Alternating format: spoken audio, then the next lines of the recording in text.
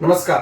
आज 28 नोव्हेंबर आणि 28 नोव्हेंबर हा क्रांतीसूर्य महात्मा ज्योतिबा फुले यांच्या पुण्यतिथीचा दिवस. आज महात्मा ज्योतिबा फुले यांची 134वी पुण्यतिथी. महात्मा ज्योतिबा फुले हे महाराष्ट्राचे एक थोर समाज सुधारक, विचारवंत, लेखक, स्त्री शिक्षणाचे प्रणेते. ते स्वतः क्रांतीसूर्य होतेच, परंतु त्यांनी क्रांतीज्योती सावित्रीबाई फुले यांना शिक्षण देऊन स्त्री शिक्षणाची मुहूर्तमेढ पुण्यासारख्या ठिकाणी रोवली. आणि आज स्त्रियांसाठी जे शिक्षण आहे ते उपलब्ध करून देण्याचं काम खऱ्या अर्थाने महात्मा ज्योतिबा फुले यांनी केलं.